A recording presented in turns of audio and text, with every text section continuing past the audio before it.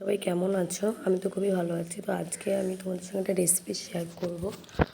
তো কিছুই না, আমি বাড়িতে এটা রান্না করব। তো ভাবছি তোমাদের সঙ্গে একটু শেয়ার করি। আমি রান্না করব ইলিশ মাছ। তো আমার দেওর সকালে দুটো বড় বড় ইলিশ নিয়ে চলে এসেছে, বললো কিছু বন্ধুরা খাবে। তারপর আমি সেটাকে রান্না করার জন্য প্রস্তুত করছিলাম। আমি এদিকে তেলটা গরম করতে বসিয়ে দিয়েছি, আর এদিকে নুন আর হলুদ দিয়ে এটাকে মেখে নিচ্ছি। তো আমি এটা দুভাগে মেখেছিলাম। ফার্স্টে ওই 5-6 পিস মতো আমি থালায় নিয়ে মেখেছি, বাদবাকিটা পরে করবো। এদিকে আমি 4 প্যাকেট আমার পোস্ত লেগেছিলো। এখানে মাছ প্রায় আছে ওই 21 থেকে 22 পিস। তো তার জন্য আমার 4 প্যাকেট লেগেছে পোস্ত। আমি সর্ষে দিয়েছিলাম আর লঙ্কা। তো এদিকে দেখো মাছগুলো অনেকটাই বড় বড় পিস ছিল। এক একটা মাছ প্রায় 1 কেজি 3-4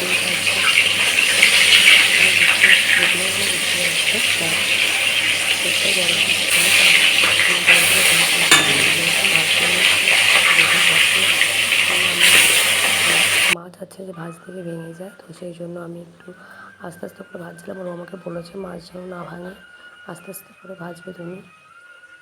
যাই হোক, এই যে আমি পরেরগুলোকেও এরকম নুন আর হলুদ দিয়ে মাখিয়ে নিচ্ছিলাম, মানে যেগুলো আমি আবার ছিল।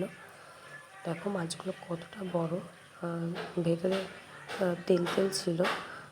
তো দেখো ওদিকে আমার মাছটা ভাজা হচ্ছে। তো আমি মাছটা দুটো থালায় ভেজে ভেজে রেখেছিলাম, কেননা একটা থালায় আমার মনে হচ্ছিলো যদি ভেঙে যায়, তো সেই জন্য আমি দুটো থালায় রেখেছিলাম।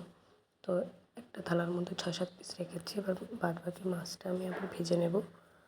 আমি ওই তেলের মধ্যে দিয়েছিলাম। মাছটায় খুবই তেল হয়েছিল। তোমরা ফার্স্টে দেখেছিলাম কতটা তেল দিয়েছিলাম। তো দেখো তেলটা কেমন বেড়ে গেছে।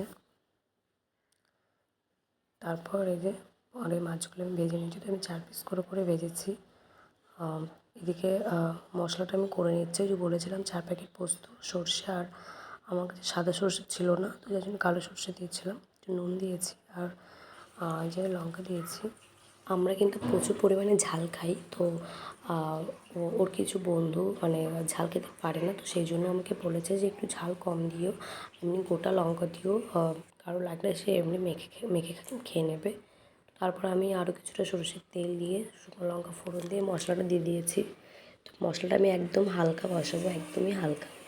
তো তারপর আমি জল দিয়ে দেবো। আমার শাশুড়ি বলেন যে সর্ষে বাটা মানে সর্ষে পোস্ত দিয়ে কোনো মাছ কিছু রান্না করলে বেশিক্ষণ কষাতে নেই, তাহলে ওটা তেতো হয়ে যায়। তো তারপর আমি জল দিয়ে দিয়েছি, আর এই যে গোটা লঙ্কা দিয়ে দিয়েছি। তারপর জলটা ফুটে এসেছে, ঝোলটা। তো এবার আমি মাছ দিয়ে দেবো একে একে। মাছগুলো আমি দিয়ে দিচ্ছি। তো এই যে মাছগুলো আমার দেওয়া হয়েছে। আমার এতটা পরিমাণে ঝোল আমি দিয়েছি, তো এটা অনেকটাই শুকিয়ে যাবে। তো দেখো কালারটা কতটা সুন্দর এসছে, আর মাছটায় প্রচণ্ড পরিমাণে তেল এসেছে, প্রচণ্ড পরিমাণে। তারপর আমি তোমাদের সঙ্গে কিন্তু আরও একটা রেসিপি এই ভিডিওর মধ্যে শেয়ার করব। তো তোমরা চলো দেখো। মাছটার থেকে অনেকটা তেল বেরিয়েছে। আমি কিন্তু ইলিশ মাছ অতটা ভালো খাই না, তো ওই 1 পিস খাবো। আমার অতটাও ভালো লাগে না, ইলিশ মাছের গন্ধটাই আমার পছন্দ না। তো দেখো ইলিশ মাছের যে মাথাগুলো ছিল সেগুলো রান্না করব। তো আমি ওই সর্ষে পোস্ত আর লঙ্কা আবার বেটে নিয়েছিলাম একই রকমভাবে। তো সেটাকে আমি সর্ষের তেলের মধ্যে কালো জিরে ফোড়ন দিয়ে ওটাকে দিয়ে দিয়েছি। তারপর আমি দেখো এটাকে তোমরা চিনতে পারছো কি, এটাকে আমরা বলি, তো আমরা তো এটাকে কচুরলতি বলি। আমি জানি না এটার আর কী নাম আছে। তো যাই হোক আমি সেটাকে ভালো করে কষিয়ে নিয়েছি। তো দেখো দেখতে কতটা সুন্দর লাগছে। এটা কিন্তু আমরা সবাই খুব ভালো খাই, আমার তো খুবই ফেভারিট, আমার খুবই ভালো লাগে এটা। তো আমি আরেকটু তেল দিয়ে দিয়েছিলাম, একটু কম কম তেল লাগছিলো আমার। তারপর আমি দেখো মাথাগুলো একটু হাত দিয়ে ভেঙে দিয়েছি। তো তারপর আমি এটাকে আবার একসাথে ভালো করে ভেজে নেব। আর এইদিকে আমার সর্ষে বাটাটা একদম রেডি, মানে সর্ষে ইলিশ যেটাকে বলে সেটা আমার পুরোটাই রেডি। তো তোমরা আমাকে কমেন্টে বলো কালারটা ঠিক কেমন হয়েছে, আর তোমাদের ভালো লাগলে কমেন্ট করো, নাহলে করার দরকার নেই। তো এই যে এটাকে আমি জল দিয়ে ঢেকে ঢেকে রান্না করছিলাম, অল্প জল দিয়েছিলাম, এটাকে একদম শুকিয়ে ফেলবো, মানে শুধু তেল আর মশলাটা থাকবে, এমনভাবে এটাকে নামিয়ে দেবো।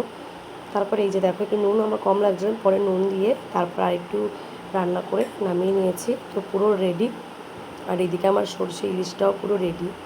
তো তোমরা কিন্তু আমাকে কমেন্ট করো আর আমার ভিডিওটা একটু প্লিজ সাবস্ক্রাইব করে দিও আমার চ্যানেল।